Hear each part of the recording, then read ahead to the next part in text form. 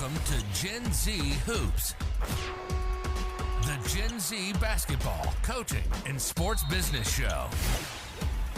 On this podcast, you'll learn from professional players, coaches, and executives from all over the world and see the court in a brand new way. And now, joining you courtside, your Gen Z host, John Hartofilis. Mirin, how are you? I'm good. How are you?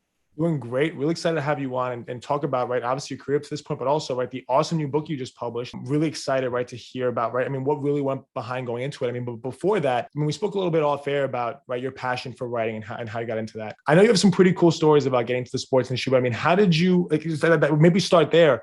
How did you get into the sports industry? Maybe what made you realize that basketball is what you enjoyed and what you liked? Yeah, I mean, as soon as I could remember, I mean, in fifth grade, I was just like very drawn to the basketball court, but I never thought, oh, I want to be a writer. You know, I wanted to be a basketball player, but there's one problem. I'm 5 feet tall. So I pushed it as far as it could go. I played my whole life. I played my first year in college. And, you know, I just really could not bear the thought of not being around basketball. You know, like that was not a life I wanted to live. And so I had developed this sort of like side passion of writing this whole time. I just never really thought of it in terms of a career. And then it just kind of clicked. I could be a sports writer and then I could just be on the basketball court again. So it worked out.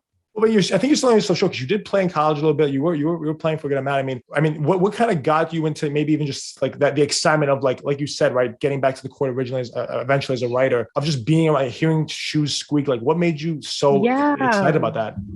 You know, the thing that I love most about basketball is that in a matter of like minutes, it can completely change. Like, I just love this idea that like 2 minutes, a team that was like demoralized can go on a run and then change the whole thing. Like, I love how up tempo it was. And I don't know, I loved the intensity that I could have when I was on the court. You know, I'm a 5 foot woman, you know, in society, you're said to, you know, you're supposed to be quiet. You're supposed to be very like modest. On the court, I could be loud. I could scream. I could be in your face. And I love the freedom that I experienced on the court. I like that because you mentioned, right, how like, right, being a 5 foot woman, you're supposed to be quiet, right, and all this stuff. But and you mentioned before how like, right, maybe it could be said on the basketball court, you can be loud there too. But obviously, right, you could be even louder, right, writing a book with a pen in your hand. I mean, like making that transition into the journalism field. I mean, did you feel that in any way? Like, you know, my voice can be heard tenfold now. It was more so like I had to go through a healing process to sort of reinvent myself, you know, like it wasn't like a seamless transition, like, okay, basketball player, now writer. I think it was like really hard at first, but I didn't really think of like power I could have necessarily with the pen. It was more like, wow, this feels so nice to not think about my own story and start telling other people's stories. So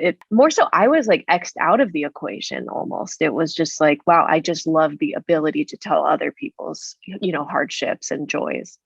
And I'm going to jump into all those stories you were telling me. Originally, though, when you're doing some of like those internships, like how did that look like for you originally getting your foot in the door? Because obviously, right, what you do now is tell stories and you're so great at it. But right, maybe right off the bat, right, that's not, you know, you can't do that right when you're 21, 22. Like there's a process that goes before that. Like, what did that look like? Oh, the process was a mess. It was horrible. It was a goddamn shame. I mean, I would just apply to everything and just no.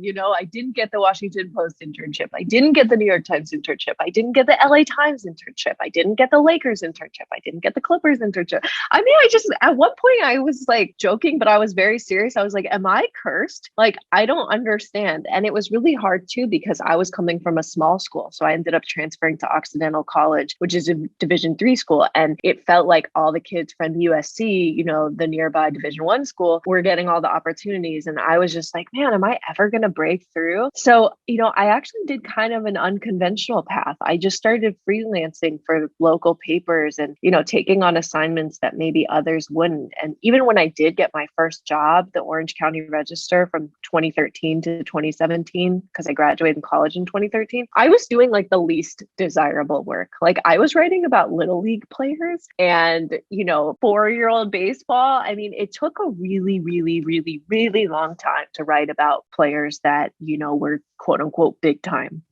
So where did that change happen where you got to talk to players that were right, that quote unquote big? I mean, Giannis is as big time as it gets. I mean, for whether it's for me or for really anyone else in the league, when you're at that with the Orange County thing, I mean, obviously, right, that there may be some hardship that comes along with that. What was that 180 where like, you know what, in 5 years, I want to do this? Well, I always wanted to, for sure. The desire was always there, but it wasn't until, so it was in my third year at the Register where I was like, wow, I'm really not moving up here at all. Like I'm like destined to be bottom of totem pole here. And Bleacher Report mag just started and they reached out to me and they were like, hey, you know, do you want to freelance? And I also was sending pitches to ESPN and ESPNW. And so at that point I was freelancing on the side. So I was working like, and I was also an assistant basketball coach at a high school because I was making so little money at, you know, the Register. And so I was essentially working like 70, 80 hours a week trying to make all of this happen. And when I had these freelance assignments for BR and ESPN, I would get closer to a famous person. Like I would, you know, interview like the sixth man on an amazing Division I basketball team, or like, you know, just inching closer and closer. Then I did my first NBA story. You know, it was Kemba Walker at the time. And I was like, oh my God. And then Gordon Hayward. And I was just like inching. But, you know, Gordon Hayward, I only got to interview him for 4 minutes or something to write like a 5,000 word story. So then over the years, I just kept pushing and I would get more time and more time. And I think the real breakthrough was going to Lithuania and profiling LaMelo Ball. And I think after that, just a lot of opportunities opened up for me. Okay, so wait, that last one, right? Going to Lithuania, like everyone just always goes, okay, he went to Lithuania, went to Australia, and like it's just okay, he went there. But no, I mean, like it's a pretty cold place over there. Like, I mean, what was it like? I mean, what was that like? I mean, tell us a little about going over there and doing that. I thought I was going on like a nice not vacay, you know, but I thought I was going on like a luxurious, you know, LaMelo Ball takes Europe. It was like a destitute farm town in the middle of nowhere. You know, he's from Cali, I'm from Cali. That's why there's a line in the piece, like, we're not in Cali anymore. I mean, it was so ghostly. I mean, there was a cemetery right near the gym. And I just, every time I would drive by the cemetery to get to the gym, I was just be like, this is too much, you know, like this is not even allegorical. This is just, everything here just feels dead and awful in the pit of winter, you know, and it was hard to get food. And, you know, LaMelo's famous, so his dad somehow catered food to him. But, you know, for the rest of us, it was just not good. And I treasure that experience because LaMelo was not thought of what he is thought of now, right? Like there's a lot of people that are on the LaMelo bandwagon, but at the time he was thought of as this 15-year-old arrogant, spoiled, bratty kid who everyone loved to hate. So I just really treasure seeing him at the beginning of his journey, and now having following him to Australia for the second profile, and then now seeing what he's doing in the NBA. It's so interesting to think about how, right, these players aren't what they appear to be, right? What you read on isn't exactly who they are as people. And you get to see that firsthand when you're with them in person. But, right, I mean, the last year, you didn't really have that luxury to be with people in person. And I know, I mean, the one thing, when I opened up your book for the first time, I went right to the front and I went right to the back to see, you know, the index and the notes. And you did 221 interviews during COVID. That is insane. So, I mean, obviously, I mean, it's when you're with someone, you can get, you know, deep and get to know them and stuff. How did that look like for you in doing all of these virtually? 221 interviews, like how? I mean, it was so hard. And not just that, but like the language barrier, a lot talking to people who Greek is their first language, but not just that, like working with a translator in person with somebody of a different language is hard enough, right? I've done that in Lithuania, but doing that over Zoom because of the pandemic is like double hard. There's just like a very cold unfriendliness with the computer. Like it's just, and then you ask the translator, then they ask the person, then the person goes back to, I mean, it just took hours. Like it was just hours and hours and hours. But I guess if there's a time to be locked in your apartment during a global plague, it would be this, you know, writing a book. So on the one hand, I was like very thankful for the time because I was forced to be productive. But on the other hand, it was so hard. But I think so many people like genuinely love Giannis that their desire to express their love for him and speak about him made a really challenging moment a lot easier. I can imagine, right? Everyone just has so much fun talking about it, even though, right, you might have to deal with a translator, it might get a little messy, right? The subject is just so fun. It makes the whole experience worthwhile and fun. Right. So the book, right, being called The Improbable Rise of an NBA MVP, there's definitely a lot, but who is maybe the MVP of you, like helping you write this book? Like there must have been a lot of people, I'd imagine, but. I mean, okay, first Bucks assistant coach Josh Oppenheimer was amazing. Like I just really loved talking with him, and I interviewed him multiple times because he was there that rookie year with Giannis, and then he left the team after a couple of years, but then he's back this season. So it was just really cool to talk to somebody who's like actually been there from the beginning. But I think the second person is Alex, the youngest brother. And there was just so many hours spent talking to him, especially because this book was born out of a story that I did that focused on Alex. And I just think it's interesting viewing Giannis through Alex's eyes, because Alex always viewed Giannis as a superhero, even before Giannis was Giannis, you know? And there's something like really special about thinking about big brother from little brother's eyes. And they're like 9 years apart, but they're best friends. And so it was just really cool to, you know, see from Alex's perspective, like how his brother has grown.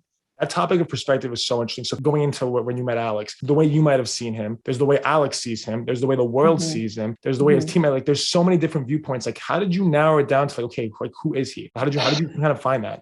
Yeah, that's a great point, because I think that's the beauty of long form, which is like talking to so many people that have so many different opinions and stories about this one person. I think in this age of like the athlete posting whatever they want on their Instagram, you lose that perspective and nuance because it's just a one-sided portrait, you know? And of course it's valuable to hear it from the athlete himself, but there's so many secondary sources and people and friends and family, like they all offer such amazing perspective. And so I just, you know, just to kind of preface, like I think that's the value of long form, is that you don't get a one-sided view of somebody. They're three-dimensional people that deserve three-dimensional stories. I think that this is the first thing I've done where the person is universally beloved. So that made it slightly easier. Like there's literally not one person in the 221 that had something negative to say about him. But that is because Giannis is a once in a lifetime human being. I think it's fascinating to look at a famous person's life and say, how did he get here?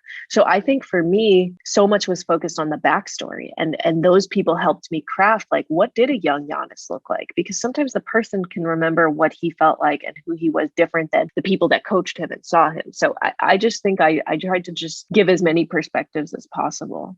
I love that, right? Thinking about, right, him starting off, and like, we all kind of know that, like, even me, right, being a Greek American that's followed his career, right? The jersey in the back, the pictures of him. Like, obviously I've done my research. I know a lot about him, but right, reading the book, I'm like, wait, I didn't know that. I didn't know. Like, what was the most surprising thing to you, right, in these 221 interviews? Maybe that one quote where you're like, oh my God, that happened. Yeah, I mean, I think it was really the racism that he experienced. Like, of course, I knew that this was going to be a part of his journey, because just knowing, like, you know, geopolitical politics and stuff like that, and you know, the environments at the time, but that's just never talked about with him.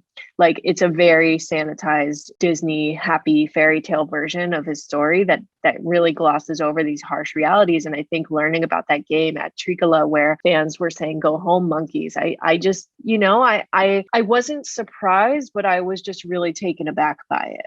Of course, hearing like all the things that maybe swept under the rug, but like, you're like, okay, wow, this actually is his reality. He's living every day. Obviously, we know about the poverty, but there's so many things that might like that's maybe out of his control, like the situation he was in. But all the other stuff, I mean, that didn't have to happen, and it did. And obviously, hearing that part of the story is unfortunate, but it's part of it, of course, and it's your job to tell that part of it. Maybe going into like him getting drafted, that's got to be a really cool part of the story too. Mm-hmm. Everyone maybe knows about, maybe not the truth about what happened with how the papers came in or the draft day stuff or all that, but I mean, what maybe from that stuck with you in terms of, okay, this is how he came to the States and brought his family here and made that fairy tale come true in the end? Well, I think in that it almost didn't happen. That to me was so shocking, talking with the prime minister at the time, who was in charge of this, and all the people working behind the scenes to get him the papers, that like the Greek government very much did not want to give him papers. Like they dragged their feet on granting him citizenship. And I think like that blew my mind, because I was like, I didn't know that, you know, it's just been described as like, he gets his papers, he gets drafted, yay, everything is good.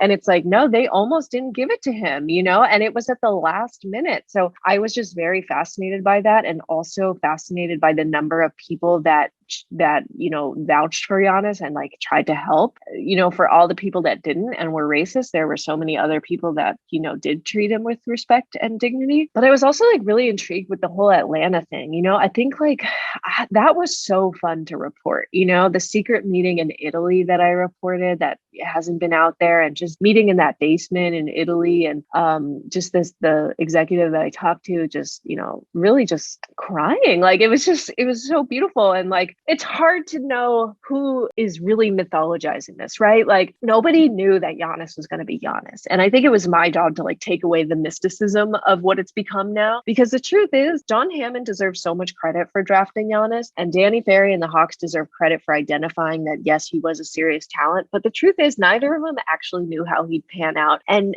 teams did not think he'd become a superstar. So I just think it was important to keep it real. Like, okay, yes, they had interest, but Giannis wasn't at the top of anyone's draft board, really.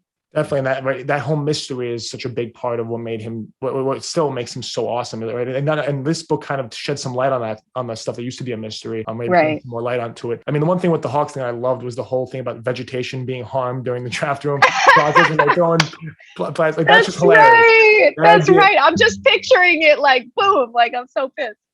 No, definitely. Like that's almost a scene out of a movie, and obviously it's written in the book, which is really cool. But like that idea of mystery, and that's one of the things we didn't know about. But I mean, Giannis has always been a mystery, right? And the book, I mean, I think adds to it a little bit with a lot of the chapters being one word. That I thought was really cool. And as I was reading it, though, it all was so like all those words. I mean, it made linear sense to me. I'm reading these words, I'm like, okay, I know what that chapter's about. Like automatically, it's one word. It's called whatever it is, hunger, law, and I know exactly what it means. What made you decide? I mean, a lot of chapters have like, it's a full thought, it's a full sentence. What made you say that one word is the way to go? Yeah, thanks for noticing that. At first it just started as a way for me to figure out what each chapter is about, because you have 221 interviews. You're like, there's so much going on here. I have like 100 trillion binders. What do I do with this information? And I just found that it helped me identify like, okay, this is about this topic. I mean, it really like sometimes just like thinking and identifying the theme can help you group stuff. So as soon as I knew like hunger, clear what that's about, loss, clear what that's about, star, clear what that's about, I was thinking more theme instead of time period. And it just really helped. And I don't know, I like the sound of it too. I like short, choppy sentences in my work. So maybe it makes sense that, the chapters are like that too. But I also think like you want to write a book that non-sports people can enjoy too. So, I'm trying to straddle the line between super niche basketball and don't know anything about basketball. And sometimes one word chapters can like be non-intimidating, it's not like some like chapter called like pick the picker, like nobody's like, if you don't know basketball, you have no idea what that means. So I just was like, keep it general for the general reader. Definitely makes it super fun and like that whole guessing game. Okay, I'm pretty sure I know what that's about, but let me check this a little bit. I'm pretty sure that star means this time period, but let's see. Is that the MVP? Is that not? That was definitely a fun game for me to play. And then I obviously read and found out for myself. On top of that whole idea of a design, just on the same topic, the cover of the book, there's like a million. When you think of Giannis, there's no like one picture I think of. There's like a million. There's the windmill dunks. There's the MVP trophy. There's so many. What made you zero in on the picture that you picked for the front of the book? I love this picture so much because it's not necessarily a sportsy pic, right? Like it's not usually sports books are like the dunk or, a shot. It's very clearly a sports book. And from the beginning, the publishers and I were on the same page that this is not just a sports book. This is a human interest book about a person who plays sports, but we want to invite non-sports people to pick this up as well. The second part is that the struggle was we didn't know. So it was supposed to come out August 2021 because we thought he'd be in free agency. That was the peg. We had no idea that he would stay in Milwaukee. We had no idea they'd win the championship, obviously. So we couldn't pick a cover that had him in a Bucks jersey because what if he signed with the Heat or like it just would not work. So we had to pick a non-jersey shot, and blue is a nod to Greece and the colors. And I love the blue in it. And finally, I love that the photo of him has his eyes looking up, that it's a very hopeful shot. It's his eyes say so much in this pick. And as you know from reading the book, eyes are a very prominent motif in the book. Like you have the priest at Giannis's church in Sepolia who noticed Giannis's innocent eyes. The eyes just play a role throughout the book. And so I just saw like, it looks like, wow, he's such a dreamer, such a thinker, so thoughtful, so wise. And I think it says so much about who he is as a person. I love that. And that's such an awesome idea. That gives so much reason as to why that's the cover of the book. Everyone would kind of think, oh, it's the book of Venice is going to be him doing a windmill or him flexing. Right. But no, it's right. It's him and his, like, as a human being. And that idea of, I mean, like humanizing him from this like great athlete to like who he is as a person. That's a huge part of the book as well, right? Everyone talks about family over everything.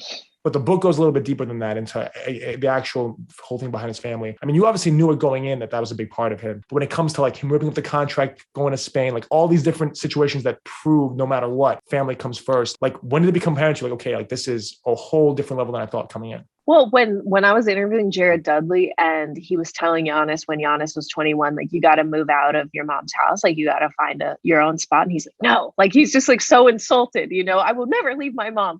You know, it's just a different level of closeness, right? Like, you know, I'm sure, you know, boys, men, you're like trying to leave the second you can, you turn 18, you know, and he's just different. And I just realized they have a different level of closeness than any other family I've come across or interviewed. And I talk to a lot of families for my stories, especially mothers, like they're central in all of my work. And there's just a different bond with this family than other families. The one thing that I felt was so unique and important is that we have a tendency when we talk about Giannis's story to really focus on the trauma of his upbringing and like sold trinkets by the street, poor, but nobody ever talks about the joy that they had as a family growing up. And so it was so important. For every difficult moment you see in the book, you see joy and laughter and love. And there's a scene with the family going to sell items at this upscale beach, and they stop by this beach and they go in the water and they're just having fun. And it's such a microcosm of their relationship and how even through all these hard times, you know, Giannis had a very, very happy childhood.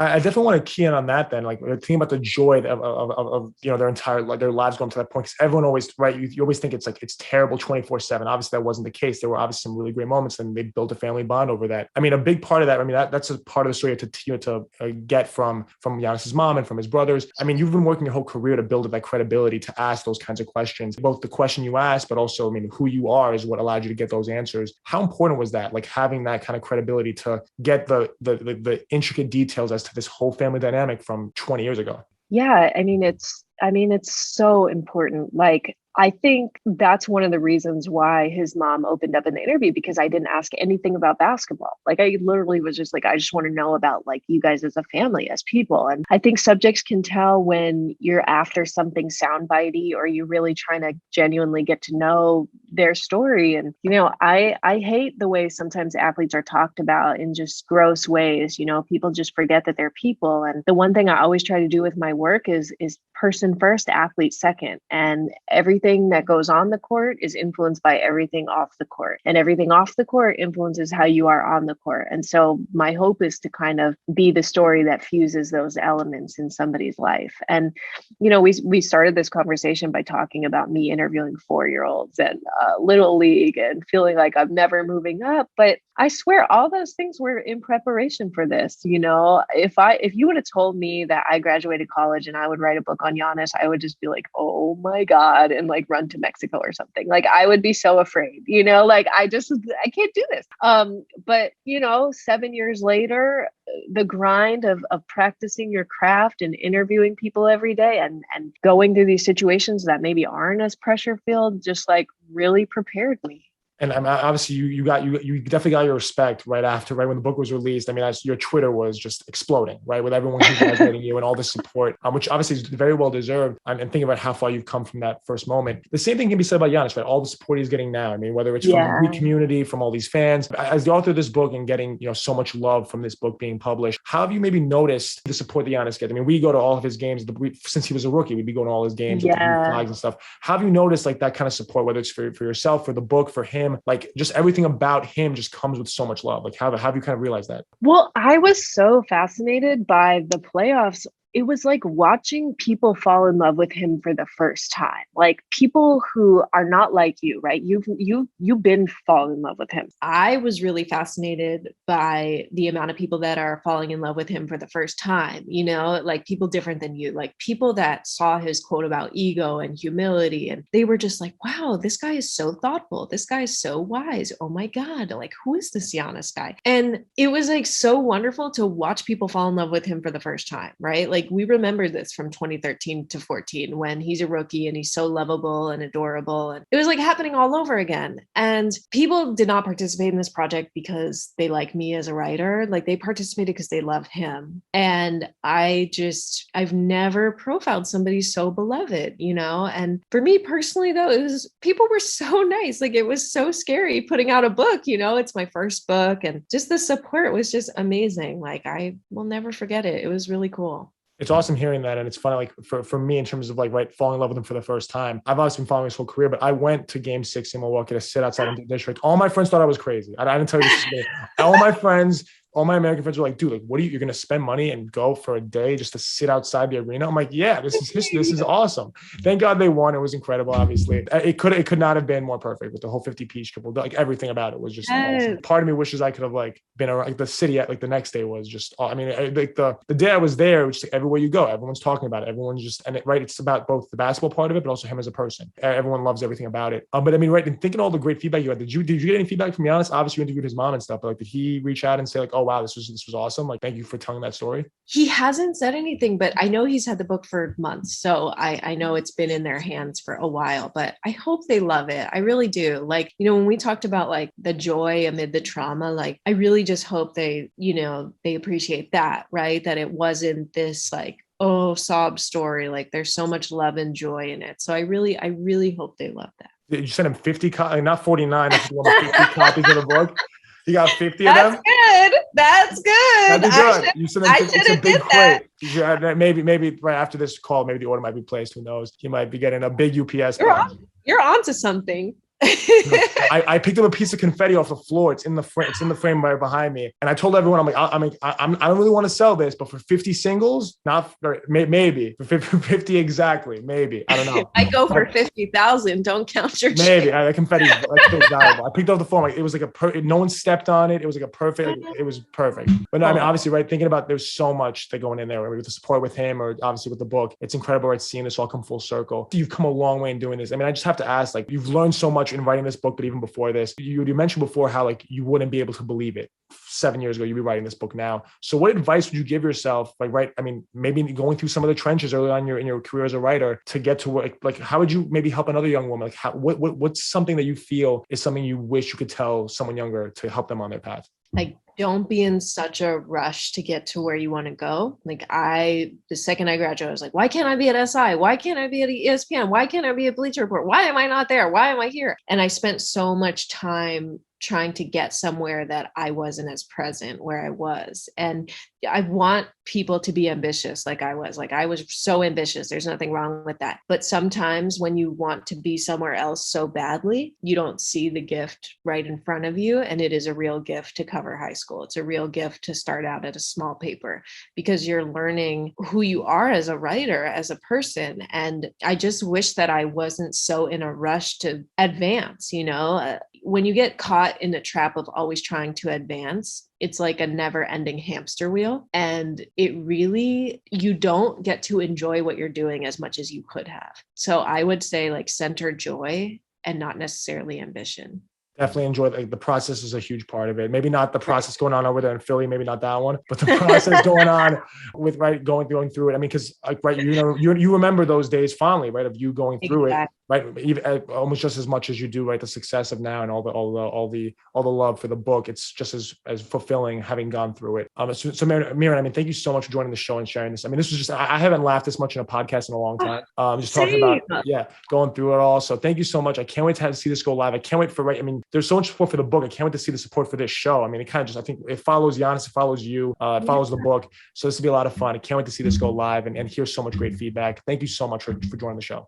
Oh, this was such a blast. Thank you for having me. Thanks for listening to Gen Z Hoops. Make sure to follow, like, and subscribe on Instagram, LinkedIn, and all major social media platforms at Gen Z Hoops. You can tune in and subscribe on Apple Podcasts, Spotify, YouTube, and every other podcast platform on the planet. Get ready for the next episode.